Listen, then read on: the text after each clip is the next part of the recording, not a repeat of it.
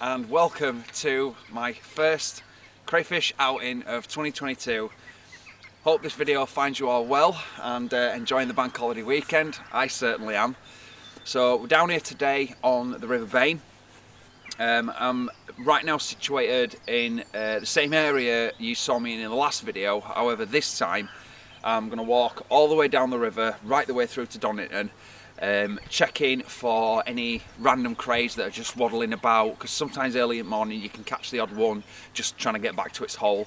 So we're going to walk the whole length of the Bain right down to Donington, and then that's when we're going to start working his way back up with some bait and see if we can get some crayfish. Now, it is really early in the year for crayfish. I believe last year I came out on the 18th of April and I managed to book it, so I'm hopeful that we're going to catch some today. And we're not just going to catch them, we're also going to cook them out here. I'm going to keep you guys with me and just enjoy this outdoors. So I'm going to get my kit sorted and get west, get us some crayfish. Bonza. Right, here we are at the start. I have in previous times checked that stretch there and that stretch there, and apart from the odd little one, I haven't had any luck in there. So we're going to get straight in the water. I'm trying my best to keep the disturbance to a minimum, because obviously it's flowing this way. I don't want all the muck that I kick up to end up down at the bottom and spoil my visibility. So we're going to hop across here, get the sun behind me, so we can have a look in the water and see if we can catch any morning waddlers. Look at this, crystal clear, absolutely gorgeous. There's a good flow on it. We've had some rain obviously, so the deeper parts are going to be a little bit deeper today. Might be a little bit difficult, but we'll see what we can do. Right.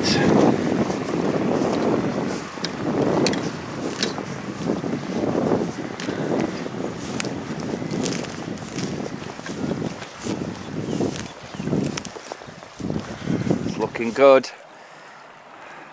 I mean, even if I don't catch anything, it's just really lovely to be out here in this kind of weather. Beautiful, calm, quiet morning. Don't get any much better than this. Right, I'm going to switch you guys off for now. I'm going to have a walk and I'll bring you guys in if we manage to find anything.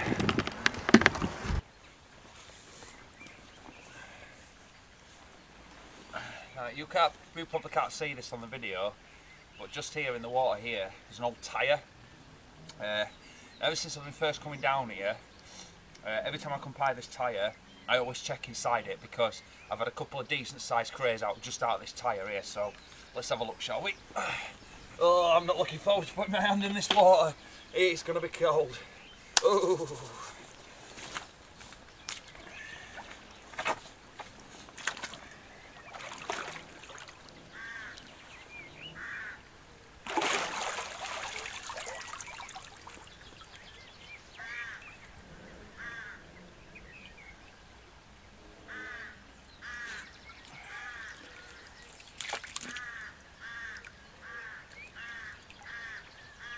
No, nothing today. Oh well, it's worth a shot.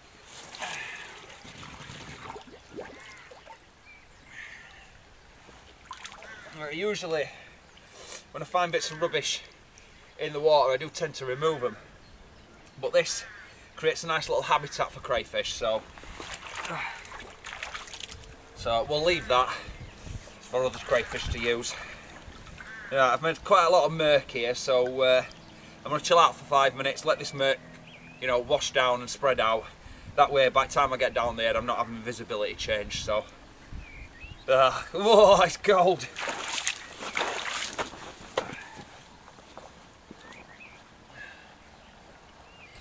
Right, well, nothing yet. Haven't seen any waddlers. No signs at all. But that's okay. To be fair, I wasn't really expecting any waddlers. I was expecting to have to entice them out of the holes with bait. However, I've just come to a spot now. See that behind me? This spot is quite prolific. In the past, this is usually the spot that I come to, and I end up spending quite a lot of time here because there's a lot of different areas with really good habitats. So what we're going to do is I'm going to bring you guys with me. We're going to sneak down here and see if we can't find a cheeky waddler. Alright, let's get to it.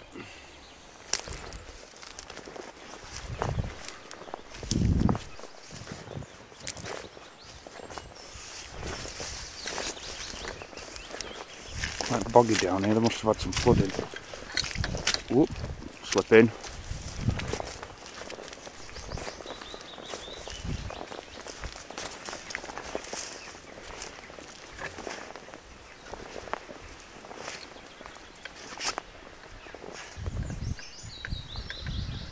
See, so many holes up and down this bank.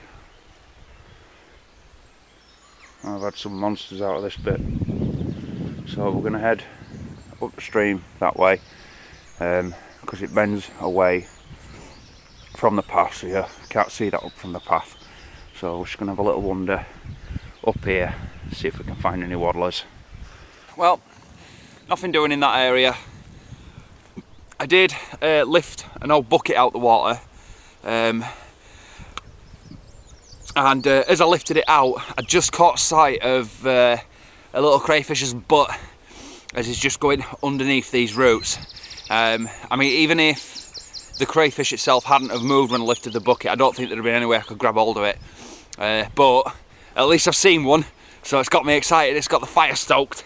So let's keep going. I'm only, I don't know, maybe about a third, half way down to where I want to be. So still plenty of stretch to check yet. So let's get to it, see what happens. Right, a bit of a down note here. So I'm cruising along, and it upsets me to find stuff like this. So bear with me a second. This is just dumped here by the edge of the river. Now this is in no way a legal trap.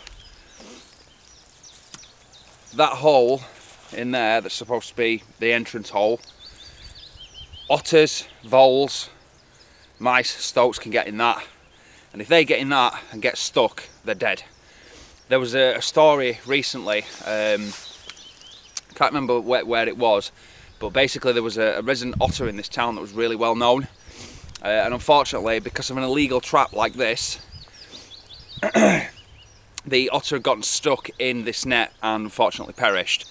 Now, the biggest tell that this is not a legal trap is that there is no tag on it. If it's a legal trap, there will be a tag on it with the trap owner's name, the registration details and things like that. This clearly doesn't have anything on like that. So this is in fact an illegal trap. So what I'm going to do is I'm going to make sure that nobody can use this. I am going to leave it here because I don't really have anything to put it in. But when I'm on my way back, where I've parked my bike, there is some biffa bins, so I will pick this up on the way back. But just in case, I'm going to take my knife, I'm going to cut this up, so I know confidently that nobody else is going to be able to use this illegal trap and possibly cause harm. Make sure, guys, if you are using traps, that you have the landowner's permission, that you have a legal registered license. I know that in this part of the country, we can't get licenses to trap at the minute for a number of reasons. I think the biggest being is that the population of the native white claw crayfish, which are our crayfish, are basically decimated in this area. In all the time I've been coming here, I've never seen one. The signal crayfish carry a plague which spreads to the white claw and kills them off, but the signal crayfish themselves are immune to it. So I think that's one of the main reasons we can't get a trapping licence in this end of the country, because if you're trapping, you're bringing them together and you're risking the spread of the plague. So just food for thought, guys. Make sure you stay within the law and use traps that are actually legal and are safe to use, that are not going to do harm to any of the wildlife in the area. Right, I'm at a point now where I'm going to actually start putting some bait in. So I've come all the way down the Bain. I haven't seen any crayfish apart from that one under that bucket.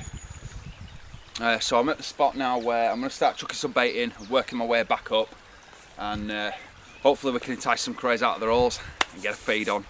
Bonza. Right, bait bag's tied up. Oh, I'm so excited. God, I hope I catch some today.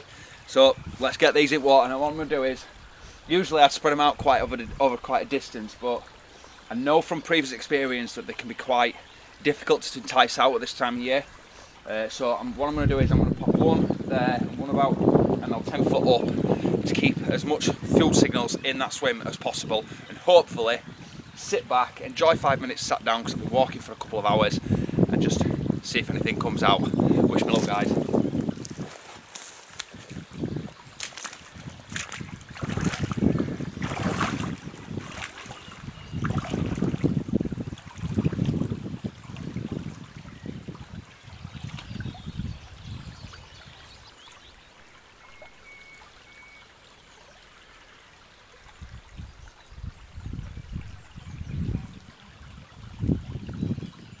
Can't be 100%, but I think I see a claw already.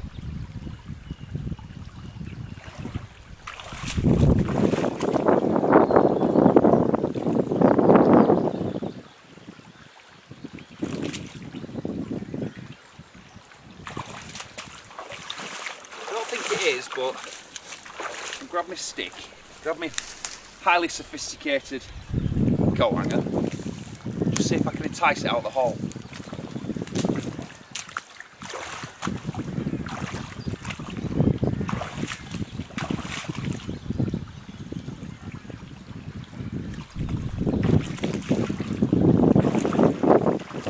No. Just a white stone. Oh well.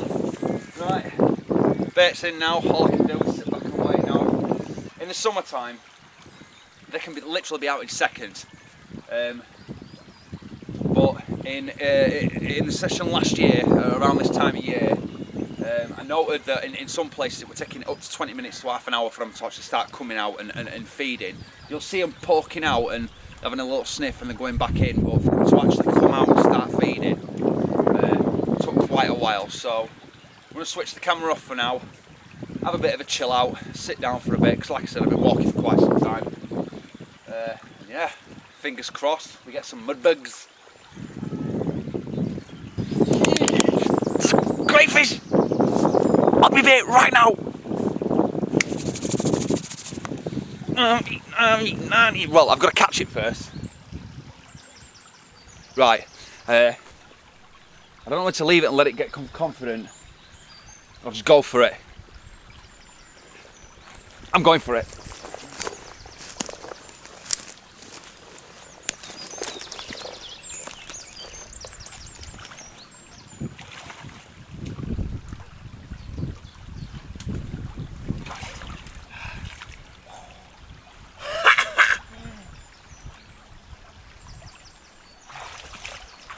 Sorry if there's a bad camera angle, guys. Yeah, baby! Get in! First of the year, crayfish in me bucket for me tea. Right, we've got a male, as you can see by the two player pods. Two player pods going up the middle. Now, I don't actually know if this was the one that was on my bait. Because as I got to my bait, I've got an hole in my waders somewhere. As I got to my bait, I got distracted because I felt loads of wet in my waders. So as I'm looking down, I look back up and he's just sneaking back under the bank. So as I've got a little bit closer to try and get myself in position ready for when he come back out again, I've seen one in the roots a few feet down from where I'd seen the cray. So I don't know if this is the one, but it's a good sign nonetheless. Happy chappy, bonza. Right, I'm going to switch the camera off for now. I'm going to get back down there, get myself positioned, just in case any more decide to make a showing. Get some more in the bucket, baby, yes! For these next 2 minutes of footage, if you look really closely, you can just about make out the two white knuckles from the claws of a good sized crayfish. This crayfish infuriatingly keeps coming out, having a nibble, and then darting back into his hole. Sometimes it's me that spooks him, sometimes it's something going on that I don't understand. But you really have to look closely if you want to see him.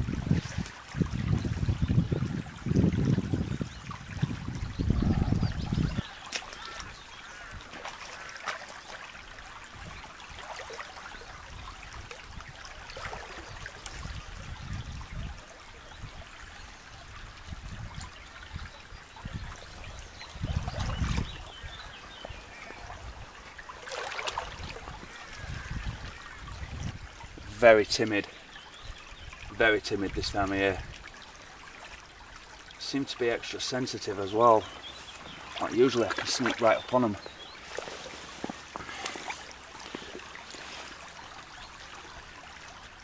Maybe it's my silhouette.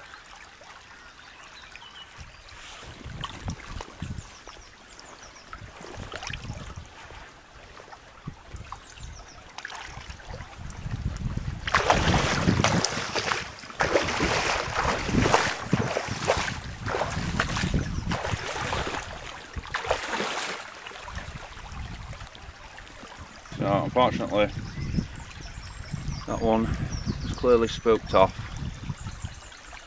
Don't think it's gonna. Hold on a minute. Oh, there's one right there in the branches. Oh, there's no way I can get close to it without it seeing me. I'm just gonna have to make a dive for it.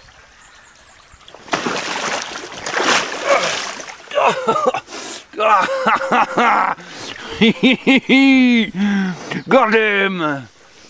That was a good grab as well. I managed to get him just like that. Oh, get in, and now I'm drenched. Oh well.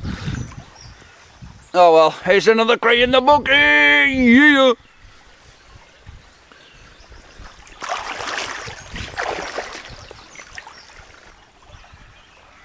Damn it, spooked him again. The little bugger is actually trying to get over the string and drag it back. There he is, he's on it now. I think this is my chance. I'll try and get low enough so that I'm not casting a shadow. I think this is another one I'm just going to have to dive for.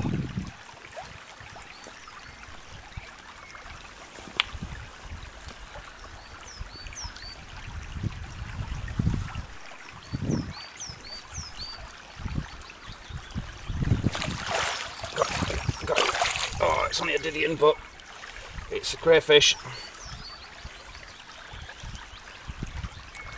There's definitely another one in this area, a bigger one. I've seen it. Move that a bit further out.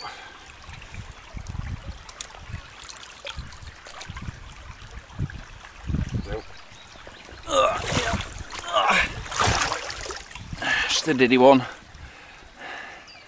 That's a male, but still a cray, still going in pot. In fact, I might bring it closer and get this one under control.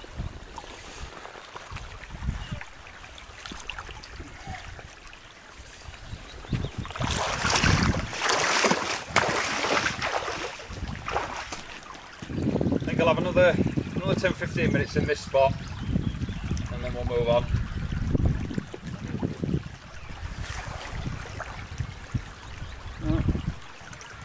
There's another Diddy one on that, but that's even smaller than the last one, so I'll leave that one.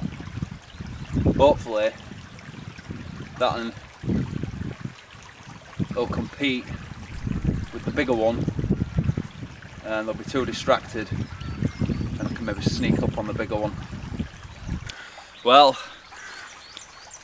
I've been sat here for ages now and there's been one crayfish that's just kept nipping out from underneath this roots and stuff here, but then the second I got anywhere near it, it was just spooking straight underneath. So I've gone rough rambling this time. I've seen him come out again, so I've gone upstream, climbed across the river, fought my way through all this bush and stuff behind me to sit right at the edge here. But as I got here, he's gone back under again. So I've just got myself in position, got myself ready, and just waited, and within about 30 seconds I could see his claws come out again. So I've taken the trusty, sophisticated hook and boom, got him. Yes! Now, while I've been waiting, I've been exploring up and down the bank. I've managed to find another couple of little ones, but obviously I didn't get them on camera because I wanted to leave the camera here so I could catch this one. And I apologise that I didn't get it on film, but I've missed him so many times that I didn't want to mess about. And yeah, he's a good one. He's a good one. It's the best one today so far, and it's a male. Let's have a look. it's a male. See the player pods going up the middle there? That makes them as a male. Now, for those who haven't seen my videos before, the way you identify these is the biggest tell, the biggest two tells, is the red claws underneath and the white knuckles. See how he's white? Oh, nearly got had then. See how he's white by the knuckles? So they're the two biggest tells. Now, a surefire way to identify these, as an American signal crayfish, let me just control his claws. There we go. Right. On the side of the thorax there, on signal crayfish, it's smooth. There's no bumps, no horns or anything like that. So there's another surefire way to identify them. There's another way, a bit more detailed, and that triangle going up there called the rostrum, that's the other way to identify them, is having a rostrum of that shape. But yeah, bonza! Happy chappy. Right, I'm gonna move now because I think I've done this area. So I'm gonna go find myself another area, see if we can catch a few more. But we're getting there. We're getting towards a feed now. Right, so I've just come to a spot a little bit further down from where I was. Can't believe this is only the second spot already, and I've got an alright amount of crays. So I've got one bait just here by my feet here, and I've got one a little bit further up there. Just quickly, shout out to Ben, Jamie and Stuart, three lovely guys that I've just met. Part of National Trust, who've been working in restoration on chalk streams and stuff. Got some really good information from him. He told me that where I was down there, further down, all that is New River. They actually dug it all out and created this meandering stream. It's great to meet you guys. Thank you so much for the advice you've given me, and hopefully I'll see you on the bank sometime. Thank you for the advice as well. I'll definitely check out the volunteer programme, because I'm looking to hopefully volunteer to help restore and help maintain our waterways, because they're important at the end of the day.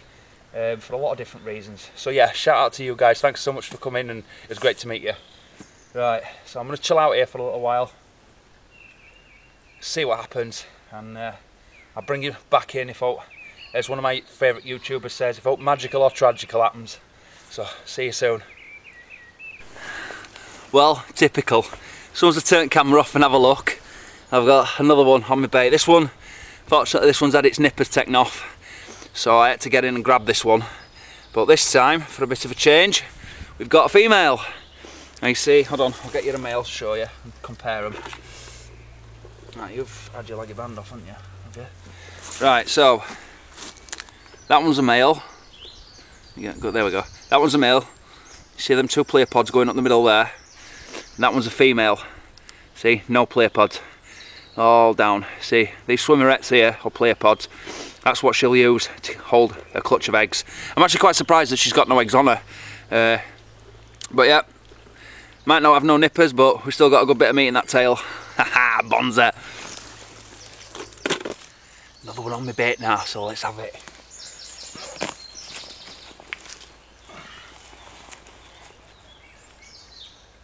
If I hadn't spooked it.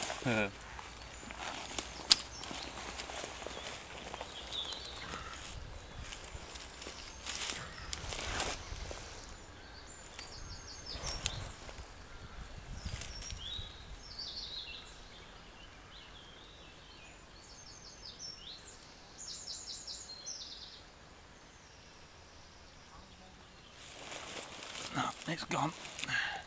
I'll just sit here and wait a minute. Well, lie here and wait a minute.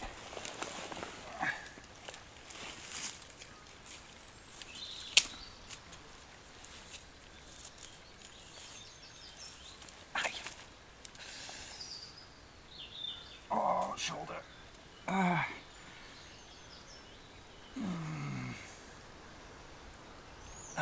got an issue with my left shoulder at the minute.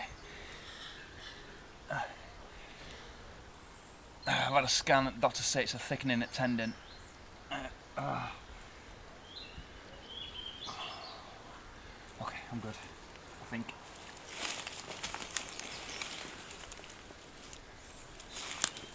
Let me get this nettle out of the way. Where's my hook? Here it is. Also good for a little bit of gardening.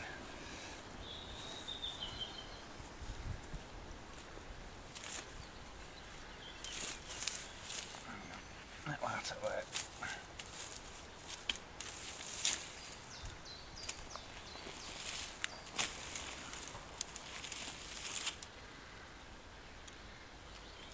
Oh, you can see it. It's just a little bit further off down there. He's backing off now, I think he's seen me. It's alright. He's not going far. Oh, wait a minute. Huh, he just bumped into another one.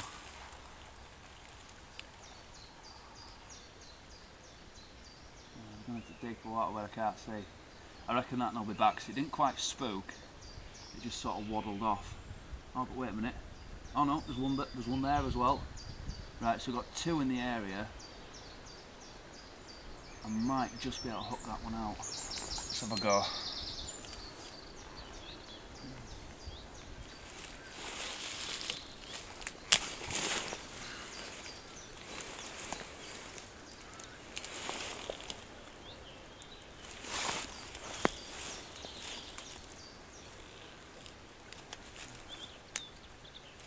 See, it's a glare of water. Oh. Nope. Alright, there we go. Clean line to its hook, to its claw now.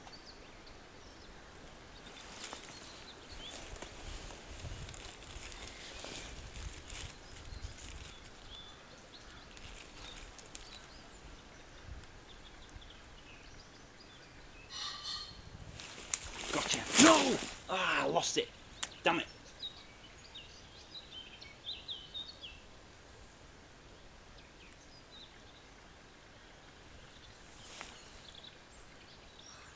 Damn it. Hadn't quite hooked it properly. It's alright, I think it'll be back.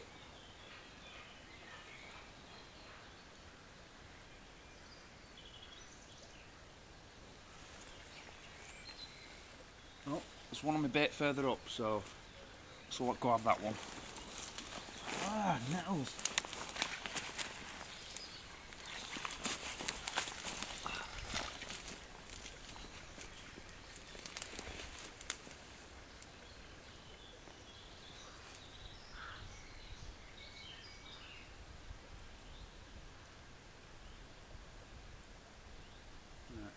It's not at a very good angle, this one.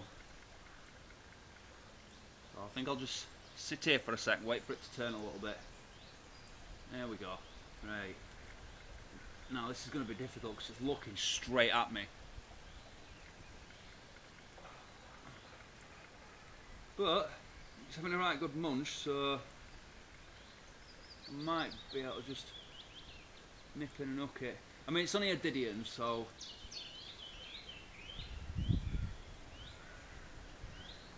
yeah, in this early season, beggars can't be choosers.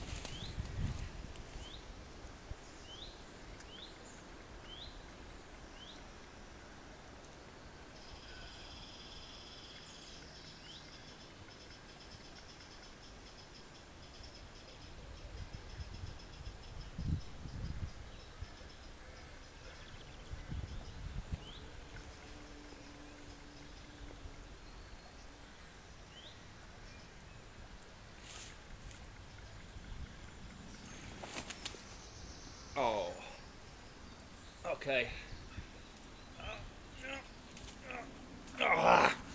Lost it.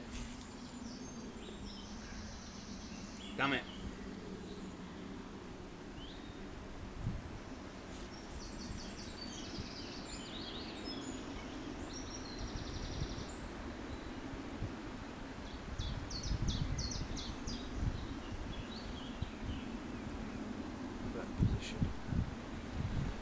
That's alright, it was only a little imps. Not too fussed. Not too fussed, lad. Right, I've been sat in this area now for a good half an hour, maybe 45 minutes. So I think I'm going to give it another 10 minutes and then I'll move further upstream, find another spot. It's hopefully a little bit more accessible because yeah, crawling around on my bellies I'm getting nettled up the wazoo. Shouting medic man down in a minute. So I've got one bait just down there. I've got one bait just there. And they're very, very skittish, so I'm sitting back. I'm just sort of peeping over edge every now and again and checking them. So yeah, get another 10-15 minutes and then we'll go find another spot. I'll see you then. Well, it's always when bloody cameras off, innit? But we have got our first proper unit of the year. Look at the claw on the... Do you mind? You're splashing my camera. Do you mind? Thank you. The first proper unit of the day. Look at that. I'll show you against my hand, look. Yeah! Good eating in the tail and some good eating in that claw. Oh yes. Bonza. Right, well, it's been a cracking morning. Got a lot more than I expected. Got a decent feed on. I could have stayed for a lot longer and got some more, but if I'm honest, my shoulder's booing and I'm hungry, like really hungry. So I'm gonna head back to my bike now, find a nice spot and get a set of cook on because I am starved. I'll see you there. Right, so found my spot. It's a nice little secluded spot in a woodland. Got myself a tree so I can sit down. I've got a surface to work on. Right, so all my crays are already prepped up, ready to go. So now we just need some ingredients.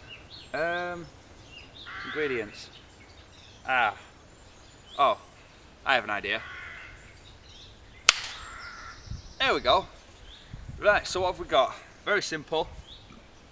We originally had some garlic, a lemon, some salt, and some Chinese 5 spice. The Chinese 5 spice is amazing. But whilst actually searching for my area, I came across this ginormous patch of wild garlic. So I thought, alright, well, we'll chuck some wild garlic in it as well.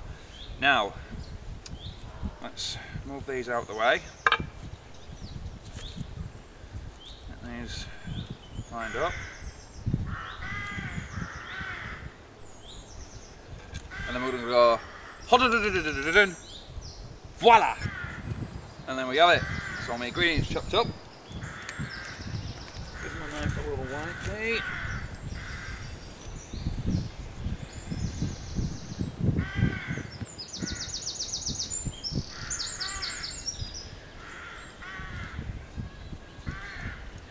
Right then, let's get all these ingredients in the pot, and I'll bring you back in once we've got the pot on the boil, and we'll go from there. Right then, let's get all these ingredients in and get it on to boil. Lemon, garlic and wild garlic, and salt.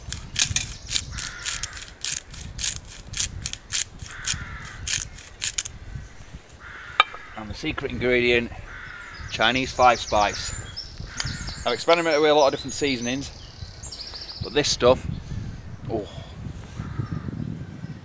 yep, good amount of this stuff in.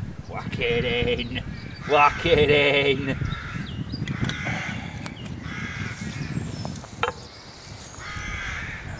And a bit of a stir up.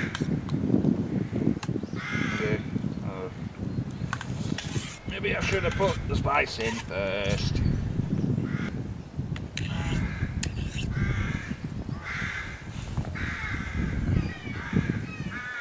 Stirred it. You know, crows in background. Right,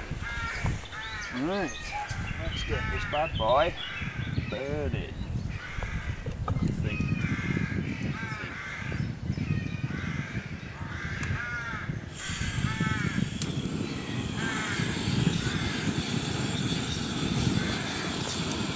And we are cooking with gas.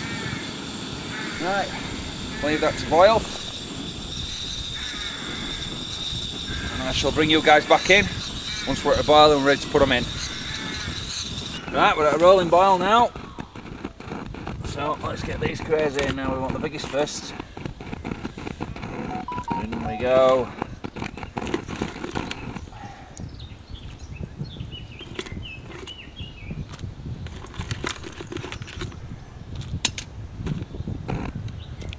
In with the rest.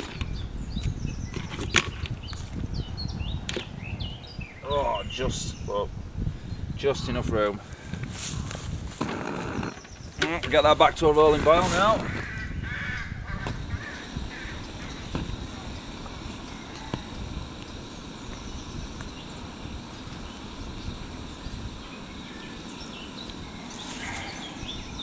Once it's back to a rolling boil, turn it down to simmer for 2 minutes, and bonza, we've got crays.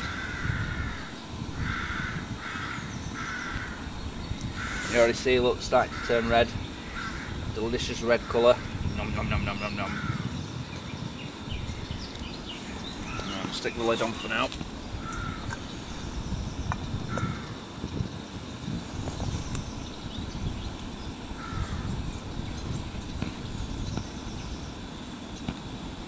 Right, we'll leave that to get going, and I'll bring you back in for the good bit, the eating.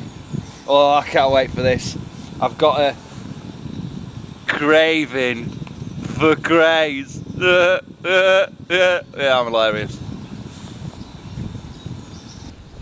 And we are T-minus 2 minutes from eating.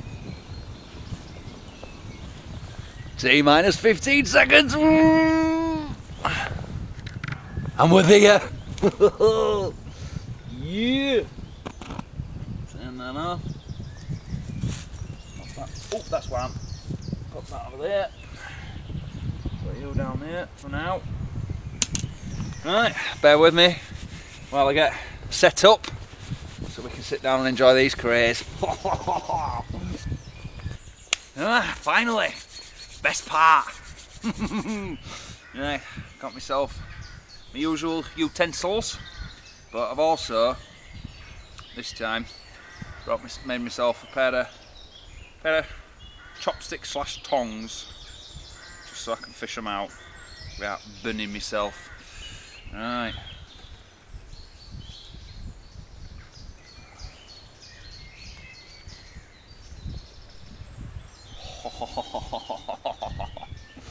Look at that.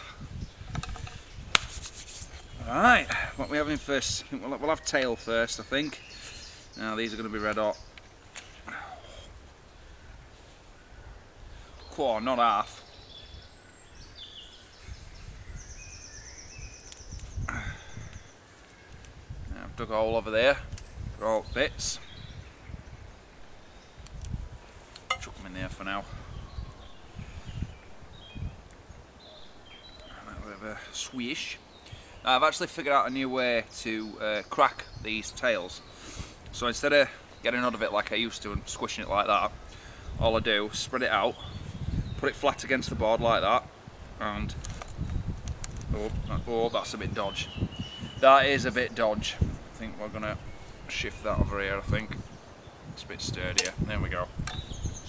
Yeah, so as I was saying, like that, and it cracks it all, and then you can just peel it open like a little flower. Get some of that crud out, and here we have it. First piece of cray, 2022, catch and cook. Oh.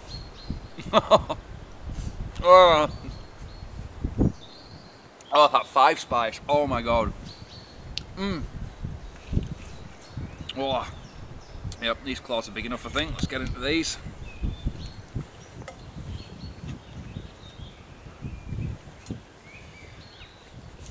That's what I've got my hammer for. Just like that. Oh, a little bit of meat there. We'll have that. Nom. Nom.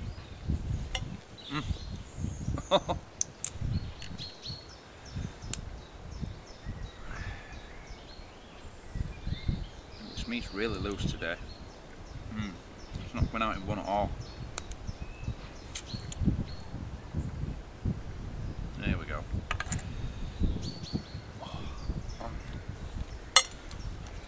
God, that 5 spice. Guys, if you ever have crayfish, you have to try that Chinese 5 spice. They're really nice with paprika, but that Chinese 5 spice is the way forward.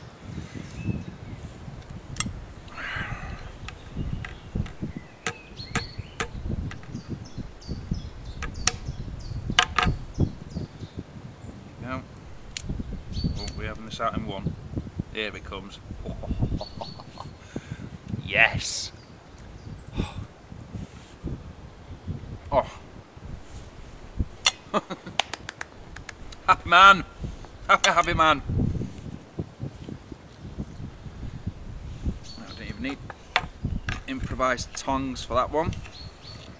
Right, we'll go claw first.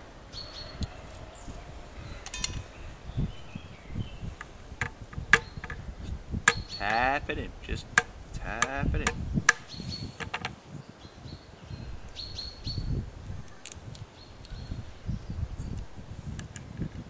Another oneer.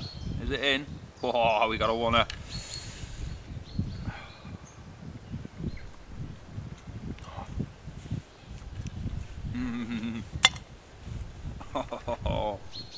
Oh, nailed him. Absolutely nailed him. It's really good, like picking when you put them in, because otherwise the little ones cook a lot quicker than the big ones. So if you put them in, big ones first, and then the little ones. Now, admittedly, it does mean that you have to boil your water takes a lot longer to come back to a boil, but it means that they're cooked evenly.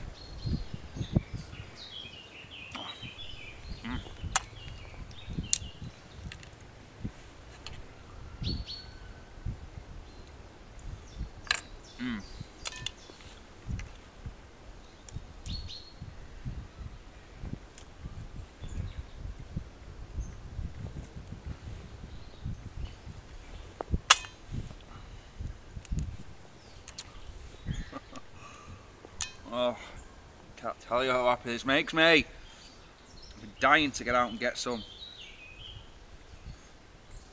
And it's only going to get better from here. It's only going to get more prolific. I think next time I come down, I'm going to see if I can get a lift. Because I usually come down on my motorbike. So I've got to sort of limit what I'm bringing with me. But I think next time I do a catch and cook, I'm going to see if I can get a lift. That way then I can bring my big pot, plenty of water.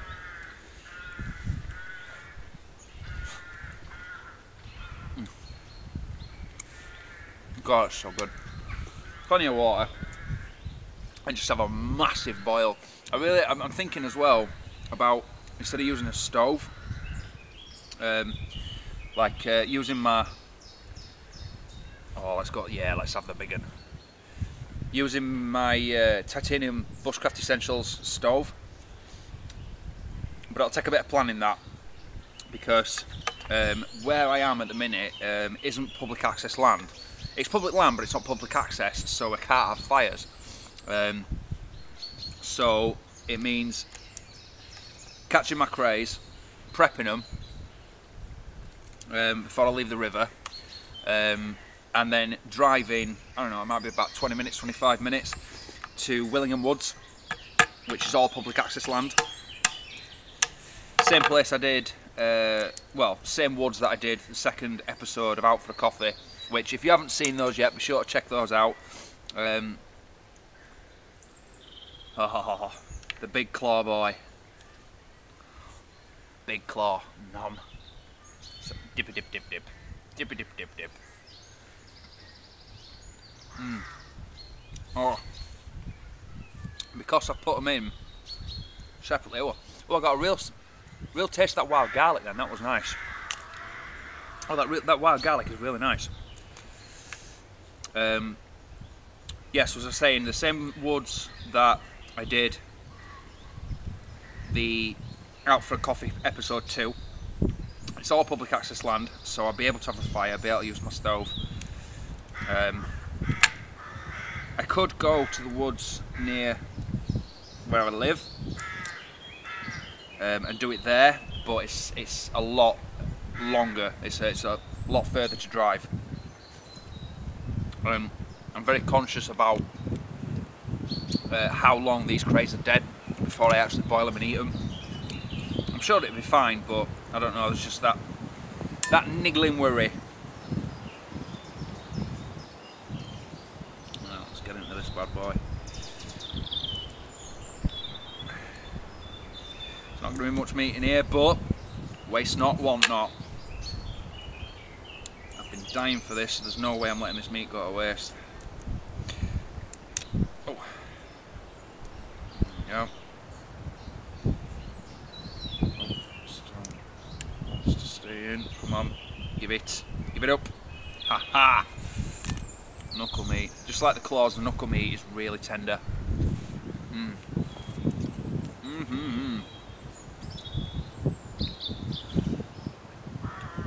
This is going to be a big tail.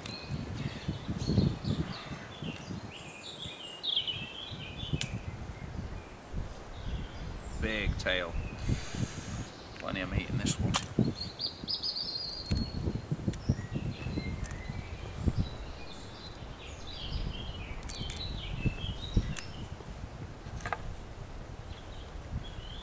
That. Place it belly up like that, stretch it out a bit, and it cracks all the ribs on the bottom side of the tail, so it's a lot easier to peel out. Oh my days, look at that. Oh, great big chunk of meat.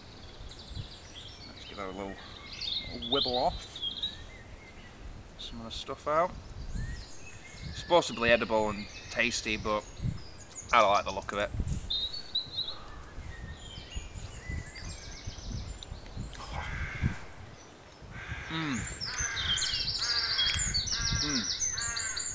It's weird I find though, that although the meat's tougher, it's got more of a texture to it. The bigger ones tend to have this really slight, just on the back end, this really slight bitter taste to them. Let's get a couple out, shall we? A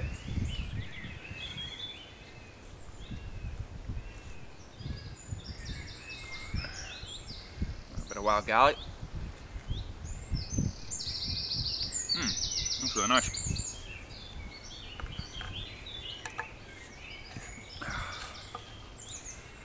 So this one first, this dinky diddy.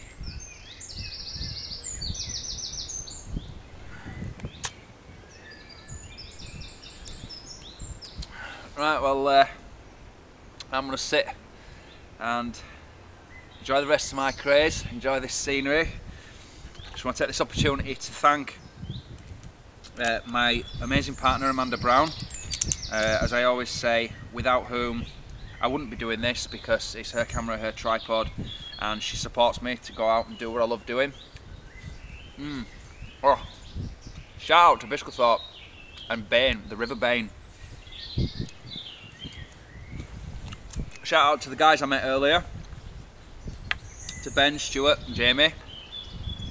It's lovely meeting you guys, and hopefully we'll see you again at some point. Oh.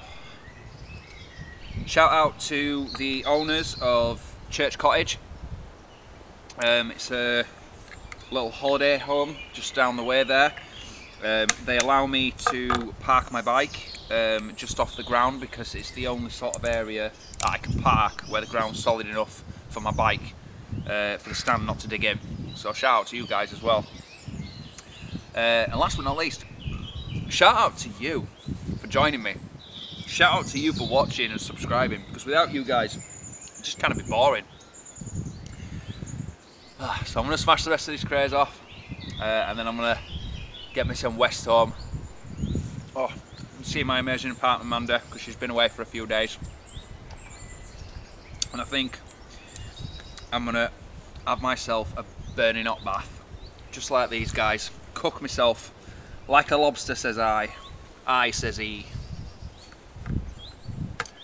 So, thanks a lot for joining me, guys. Hope you've enjoyed. Make sure to smash that like button if you have. If you fancy giving this video a share, I'd really appreciate that. But without further ado, I shall catch you later. Peace out, guys.